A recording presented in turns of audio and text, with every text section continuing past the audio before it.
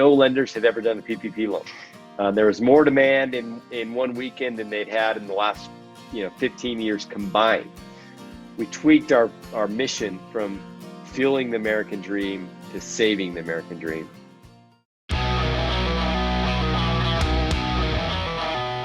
The following is brought to you by Thryv, the end-to-end client experience platform that helps you get the job, manage the job, and get credit.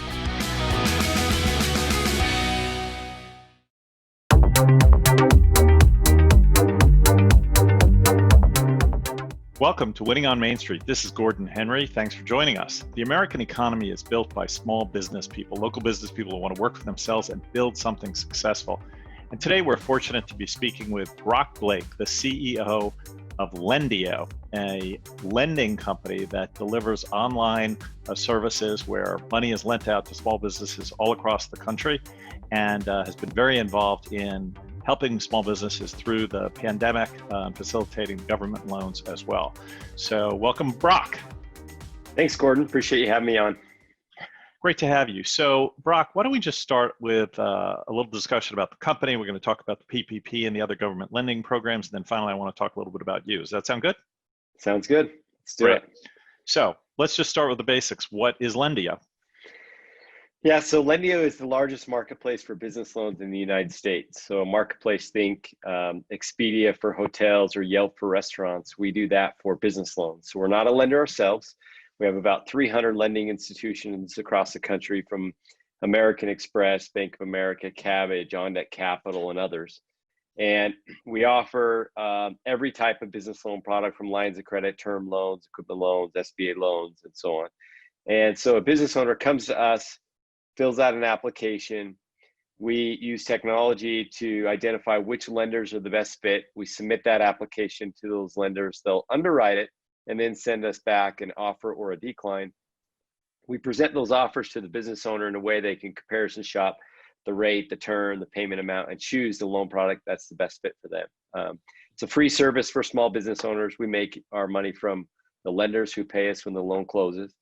And our mission at Lendio is fueling the American dream. We are very, very passionate. You've got millions of business owners out there that have this dream to grow their business, but they need the capital to make it happen. And so our job is to help you get that capital to fuel your American dream. And just throw a couple numbers in there. We've funded now a little over 200,000 businesses for about $10 billion of loans across the United States. A lot of businesses and a lot of capital. That's great. That's very inspiring. Yes. And thank you. So do the math for me. What's the average size loan for a small business? It's around $40,000 to $50,000. $50,000. Okay. Yep.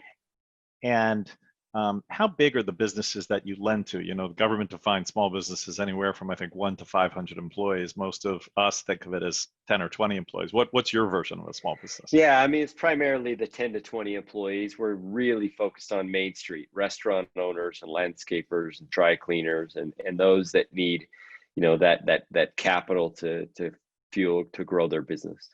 So we do loans larger. We'll go up to $5 to $10 million. But the majority of our transactions of the loans and the customers we help are those smaller businesses. Got it. So you said if my word, maybe not yours, but you're the middleman between the lenders like Cabbage and the ultimate customer, who's the small business, and you're facilitating this all through a network. So That's you correct. make money by taking a small piece of the action in order to connect the small business to the network. Yep. So the lender normally, without Lendio, they have a sales and marketing cost where they go out and spend a bunch of money to acquire the customer, gather all the docs. They go through an underwriting process. They have a sales process. They kick about a bunch of customers out because they don't fit their loan product or whatever. Mm-hmm. So basically that lender takes that sales and marketing cost, instead of going and doing it on their own, they pay it to Lendio. We usually can save them money because we know how to acquire customers at a broad scale. And our matching algorithm only sends them customers that really kind of fit their credit box right down the middle of the fairway. So they're not spending a bunch of time on customers that don't fit the type of loan product they offer. Right. So for that business owner, they get the benefit of that process, and we just do our best to match them up to the lender that's the best fit. Okay. And how long have you guys been around doing this now? Yeah, almost 10 years. We launched in 2011, and we're growing about 80% year over year, Wow. and it's been quite a ride. Jeez. And I think I read that your original company was something called Funding Universe, and that was slightly different, and then it evolved into what you are today. Is that right? Yeah, so right out of school, I entered an entrepreneurial competition and I won $50,000. It was kind of like the TV show The Apprentice without all the glitz and glamour. We went through this 8-week boot camp, and so my first business that I had $50,000 to start, we were connecting entrepreneurs to investors, almost in a dating website style. We did speed pitching, like speed datings events, and we grew that business up to about 10 million in revenue, and it was a fascinating ride. We learned a lot. We learned that most businesses don't need to raise investor capital. Most are these Main Street businesses, and they need $25,000 or $100,000 a line of credit or an SBA loan or a working capital loan. And so, we shut down Funding Universe and launched Lendio, having gone through that learning experience and realized there's a much bigger opportunity. And there was a gap in the market that we felt like we could solve. That's fantastic. So it was really a pivot story, like so many companies do, right? You started doing one thing, you realized an opportunity, and you kind of pivoted to a slightly different model. Yeah, one of the most painful experiences of my life, though. We were about $1 million in revenue at the time, and had about 75 employees, and we just didn't have any conviction that we kind of hit this glass ceiling. And most of what we were doing was kind of manual, and not a lot of technology behind it. And so, on nights and weekends, we started thinking about this other concept and how we could build technology around it. And so from January 2011 to February 2011, we shut down Funding Universe and went from 75 employees to about 6, I think it was, $1 million in revenue a month to zero. And decided we would go at it with Lendio. We thought it would be easier than it was. But we had some pain early on trying to figure out how to make this thing work. But once we started, little by little, identifying product market fit and what the business owner need and what the lenders were looking for, we started to realize this is a really big opportunity, and it's now much bigger than Funding Universe ever could have been, and with a very bright future, I see huge growth potential ahead of us. Now, how is Lendio actually funded? Do you have venture capital backers? What's your sort of capital structure like? Yeah, we're venture backed. We started off early on with some angel investors, and then we've raised a few rounds, and so we've got a great group of investors that believe in what we're doing, and so that's how we're funded. Okay. And how do you sell to the small business? Do you actually have a sales force? Is it all online? How does the SMB, smallest medium-sized business, how do they find you and connect with you? Great question. So they find us mostly online, whether it's you go to Google and look up business loans, or we have a lot of partnerships. We have partnerships with Comcast and Staples and Visa and Heartland Payment Systems and NerdWallet and a bunch of others. So a customer may be a customer of Comcast Small Business, and they get an alert within their portal that says, "Hey, you're qualified for a loan. Click here to take it." And then we have this co-branded experience, Comcast with small business, or Heartland Payments with Lendio, and so first of all, they find us through a bunch of different ways. We have about 100 different channels in which they come to us. But then when they come, we are one of the things that's a differentiator for us is we call high tech, high touch. So we have everything about the technology is online, where we're pulling credit online, we're pulling bank data, we're pulling Google data, we're looking at, you can upload documents and tax returns, and the application is dynamic, because there's so many different loan products. You can't just have one standard application. It would be too daunting and too overwhelming, too long for any customer to fill out. So it's very dynamic, and it's using machine learning, and it's very technical. But on the flip side of that, we also understand that business owners like to be able to talk to someone. This is a big decision. And they're comparing lender A versus lender B, and loan product C versus loan product D, so we assign what we call a funding manager to each customer that comes in, and that they can reach out to them, and they do it via text or chat or phone or email or however the customer wants to do it. We even have 60 franchisees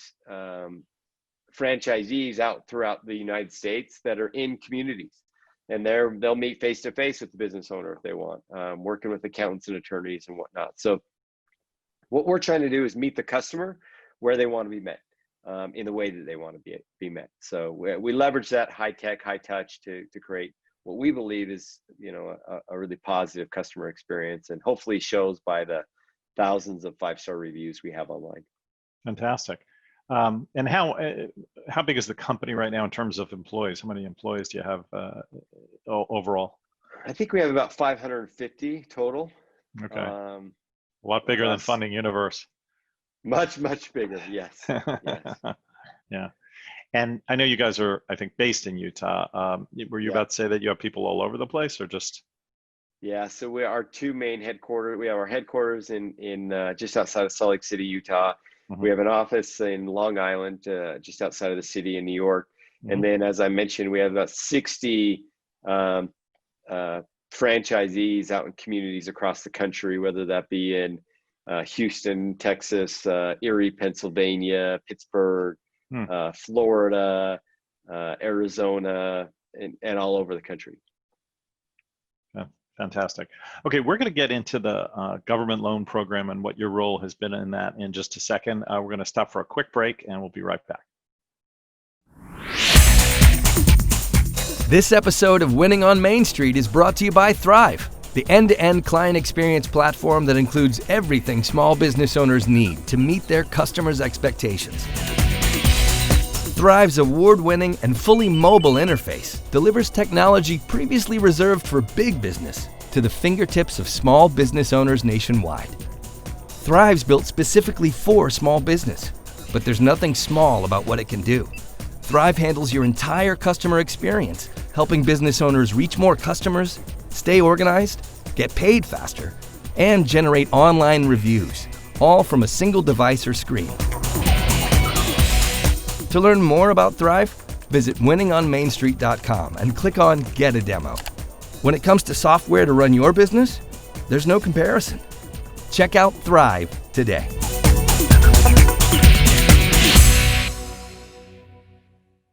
Okay, we're back with Brock Blake, the CEO of Lendio, and we're going to get into the discussion now about the government loan program. So Brock, I know you guys have played a big role in the government loan programs.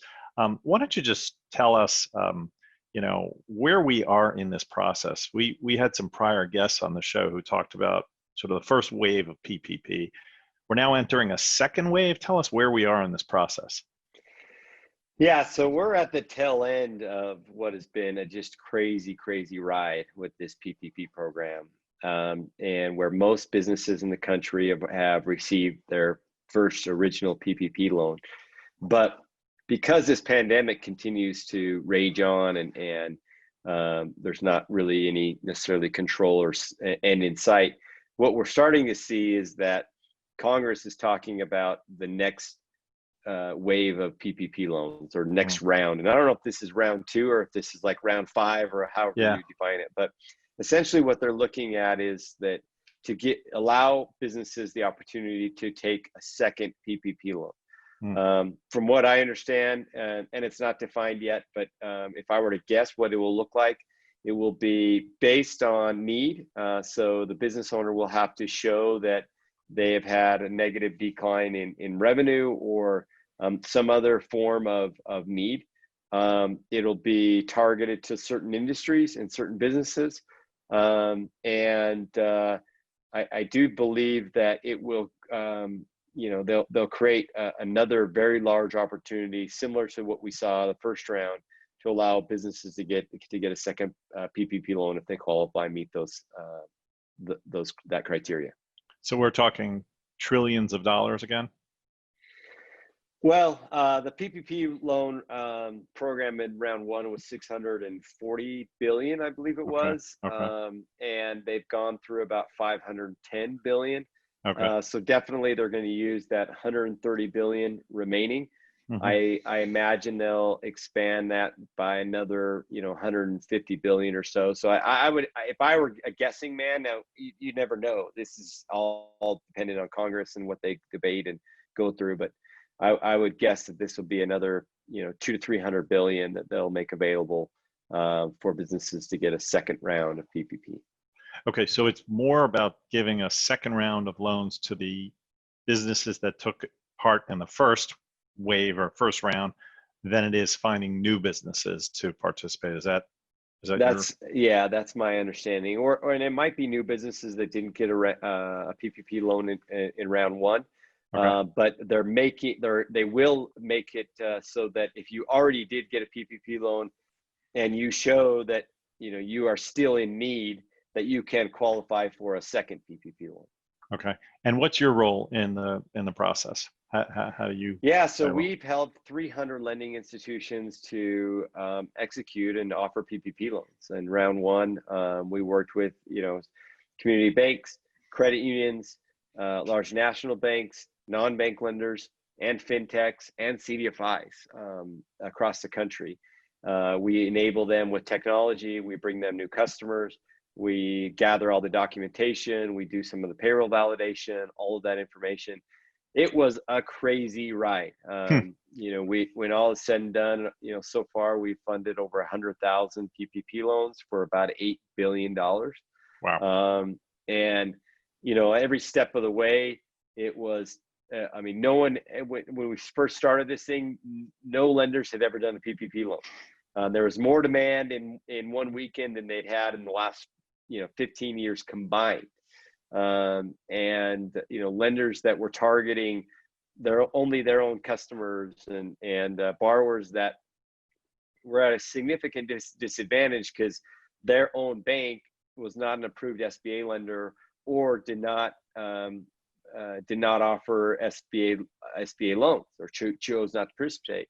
So they had to go and find a different lender, and many lenders were saying, I'm not going to take on new customers. I only want to focus on my customer base, and rules changing every day and every week, and anxieties raging because businesses see this money running out and their business is going to go out of business, so they just are desperate for this cash. And it was just the best way to describe, just a crazy ride. And there were times where we weren't quite sure we were going to make it through.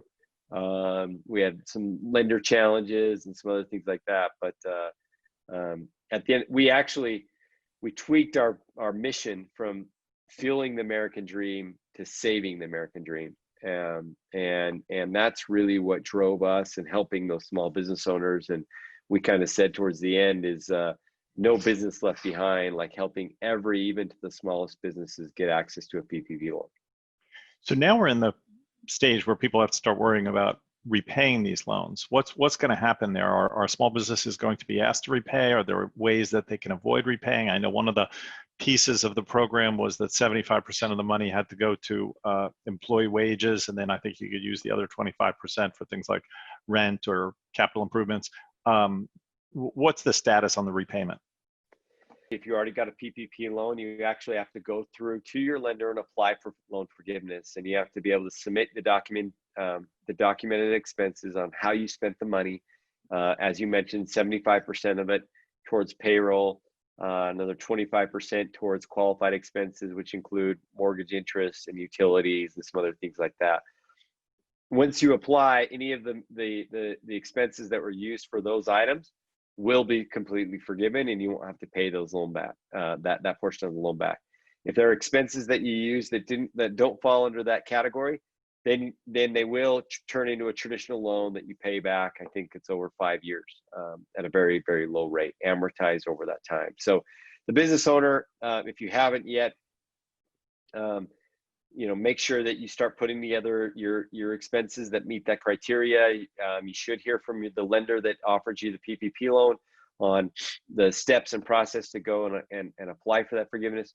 Now, There is, Congress is talking about threshold where if you got a loan less than $150,000, it's automatically forgiven. Hmm. Candidly, I don't agree with that. I feel like it's good for the business owner to have accountability. This is taxpayer dollar that is used to or meant to create jobs and help stimulate the economy.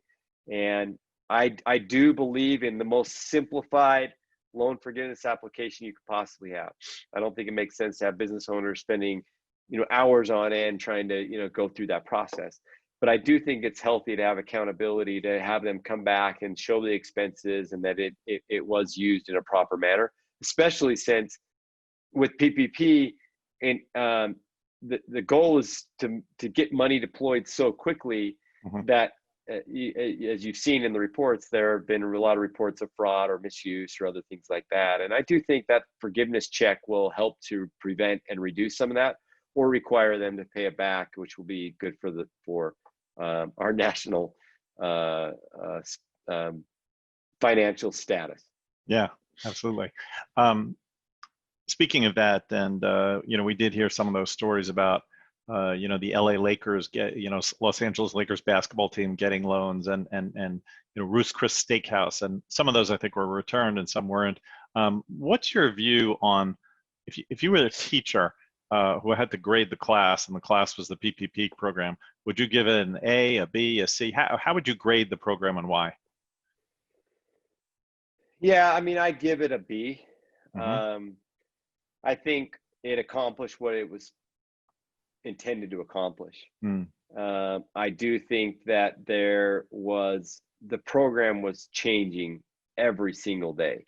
Mm. And can you imagine trying to run something and you have a set of rules, and then the set of rules changes the next day, and then it changes the next day, and it changes the next day, and you're, as a lender and borrower, you're trying to keep up with all the different changes, and as a result, businesses that maybe shouldn't have ended up getting those loans. And on one hand, there's an argument to say, well, the goal is to be able to maintain payrolls, and if some of those organizations have a large payroll and they are in need, then they should get it. So I'm not worried about the size of the organization. What I'm more worried about is the need. Mm. You didn't need it. Like at Lendio, we chose not to go get a PPP loan. And we just closed a venture capital round at the beginning of the year, and so we had a healthy balance sheet, and I didn't feel like we could show need. Some organizations just said, I don't care if I need it or not, I'm going to go get it. And I think that's where it would have been better if there was some way to be able to identify need, and or there was probably more fraud than they expected they would have got. But to try and deploy the money as fast as they did, you're going to have some of that. That's just going to be part of the program. So. No, PPP wasn't the only program. There was the EIDL program, EIDL, Economic Injury Development Loan, I think that stood for, and there was also this Main Street Lending program. Are those programs something that you had involvement in, or that wasn't you? So EIDL goes directly to the SBA, and so no lenders, and so we don't have any involvement in it other than trying to help our business owners and guide them through that process, because there was EIDL loan and there was an EIDL grant. The EIDL grant was up to $10,000 and basically free money. And so, for those that needed, we strongly encouraged our business owners to go and apply for the grant, and then also apply for the EIDL loan. And so we didn't have any involvement other than just kind of providing education to our business owners on how to apply for those. Now, the Main Street Lending Program basically is non-existent. Most lenders in the country are not participating in it. There's been very little guidance on how to participate. They aren't incentivized, and borrowers, are unaware. And so, if I were to grade the Main Street Lending Program, I would give it a D-. As of right now. That may change, and it may turn out to be a great program over the long run. But as of right now, there's very little education, there's very little guidance, there's very little participation. There's lenders are not incentivized to participate, and so as it stands, I'm candidly not aware of any borrowers that have applied for or received a Main Street lending program loan. Got it. As you look ahead, do you think this program, this PPP program, the way it's working, where the money is given to the business and the business gives or employs the people, is that the best way to go? You hear some people saying, why don't you just give the money direct to the employees if the goal is to keep the employees, able to feed themselves? In my opinion, it is, because you could do that, but then will that keep the business open? And the economic prosperity of this nation is built on the backs of business owners, and small businesses are going through a very difficult time, and in many cases, no fault of their own. It's government mandated that there's a quarantine, that they can't actually shop at some businesses, and so if that's the case, then how do you help those businesses survive? And so I think you want to be able to use that for maintaining payroll and getting it into the hands of families, but there's also other qualified expenses to keep the lights on and the doors open that, in my opinion, are critical to the success of this economy. Right. One last general question about these programs and their impact. If you had a crystal ball, what's your feeling about the economy over the next couple of months? Are you starting to feel more optimistic that things are, kind of turning a corner, or not? I mean, we do still hear that coronavirus is, taking a big toll, sometimes in states where it wasn't so present before. Yeah, I don't feel like we're turning the corner, but I am optimistic. I think it's going to be a while. It's probably not until we get the vaccine, until we, really turn the corner. But business owners are resilient. They are creative. They are optimistic. They figure out how to solve problems. So right now it is, A, survive, and B, then get creative and figure out how to drive revenue other ways than maybe you had in pre-COVID. So you can kind of endure until we get to a point where there's a steady state, or we get the vaccine and we start recovering. It just feels like we take one step forward and two steps back, and I'm concerned about that, and hope that we can provide these stimulus packages to help us get through it. Yeah. Let's turn the page here to you, and you more on the personal level. In the few minutes we have left, you've built an amazing company. Congratulations! What an incredible story. Thank you. We established you live in Utah, and you had this prior business. What do you do when you're not building and working on Lendio? Do you ever have any spare time? What do you do? Well, I'm quite passionate about my family. I'm married with 4 kids, and each of my kids have my oldest son is a freshman and plays football, and I help coach there. And my second is in dance, and third's in soccer, and fourth's in dance, and spending time with my wife. We work out or go on a hike, or we go up, take the boat out and go surfing. So really try. I am passionate and believe in the work-life balance, and I believe that you're more effective at work when there's stability at home, and there's a positive relationship with those that you love.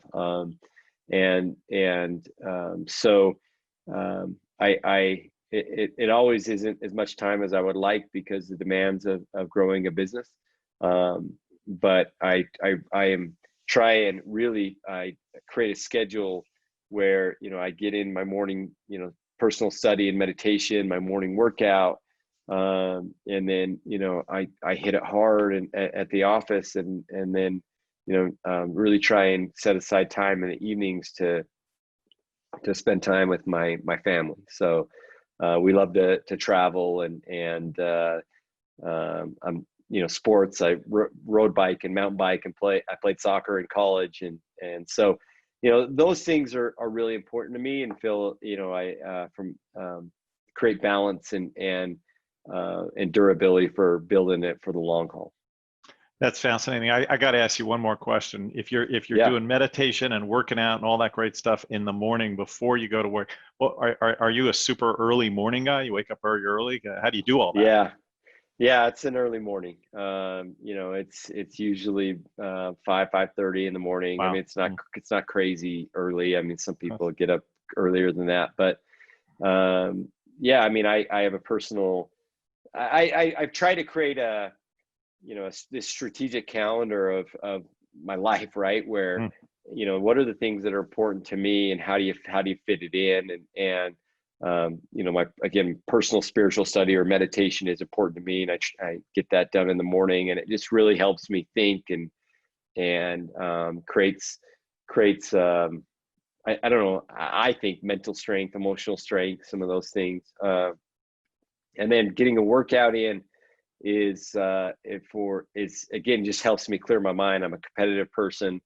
I like to get out and do all that. So, I mean, it's a fairly regimented schedule. I'm just to allow me to do those things, which will, I think, help me be a better leader, hopefully, better father, better husband, and individual in the community. So. that's great. Thanks for sharing that. Just to close this out, I was wondering, in terms of your the things you read, listen to, watch, are you a movie watcher, a TV watcher, a book reader, and what in particular are you consuming these days? Yeah, so the only thing I watch on TV is sports. I don't get into any of that very often. I like to be outside. I read a lot of books, or either on Audible, listen to them, or reading them. And I'm a nonfiction kind of guy. Hmm. I like, I'm reading a book right now called, I think it's, what is it called? Something, One Connection or something like that. And it's about mental and emotional health. Mm-hmm. And it's a study about, depression and the effectiveness of depression or medication versus, other ways of kind of overcoming some of those things, which is an amazing book. It's a New York Times bestseller. I like a lot of business books. Mm-hmm. I like history books with like David McCullough, reading Mm-hmm. about individual leaders, and Mm-hmm. and I like the Moneyball books where it's all about Mm-hmm. data and Mm-hmm. leveraging data to get an Mm-hmm. advantage, and just anything kind of nonfiction that really kind of gets you thinking. I love Shoe Dog. Yeah, Um, Phil Knight. Phil Knight. Yeah, That's a great book, and yeah, Steve Young has a great book about his biography. Anyways, those types of things are that's great. things that, and then sports. I love. That's my out. Is Sports. it's tough when right now. Like I'm Mm-hmm. anxious for the NBA to get back, and I love Sure. college football, and so that's kind of fun to unwind and watch a game. Yeah, well, there's a lot of people hoping that sports gets back and back on TV sometime soon, so people have something positive to look forward to. Yeah, I think I hope so as well. it's been a real a downer not having the sports to watch this season. I do think it has an effect on the people and their psyche when there's not sports. I do feel like that's an out and something to Yeah, take their energy off of, and yeah, so we've got so many, the backdrop of the economy right now with COVID, and then mm-hmm, everything with Black Lives Matter, and which mm-hmm. all really, and systemic racism and all that, which are really important conversations. But it's heavy. It's all really heavy. Heavy, yeah, and it's nice people have something like sports to, as you say, get their mind off it and Yep. energy. Yep. So that's great. Good point. And hopefully that will all come back. Well, listen, this has been fantastic. I really enjoyed speaking with you. Congratulations on the success of Lendio. It's an amazing story and company. And thank you for the role you've played in this pandemic. I mean, it's an important role that you and others in your situation have played in terms of getting these funds to the small businesses that need them. So thank you for your contribution in that way. Yeah, I likewise. I appreciate what you guys are doing for small business, and thank you for having me on. I enjoyed the conversation today, and appreciate the conversations that you are promoting with these leaders in the field. So you're doing great work. Thank you. Appreciate it. Well, we've been speaking with Brock Blake, the CEO of Lendio, a lending company that facilitates loans between lenders all over the country and small businesses who need the money and have played a very significant role in this pandemic with the PPP program. Thanks, Brock, again for your time. And this is pleasure. Winning on Main Street. We speak every week with entrepreneurs like Brock who help contribute to the growth of the American economy and to helping small businesses around the nation. And we'll be speaking to you next week with a story from another great entrepreneur. Until then, this is Gordon Henry signing off.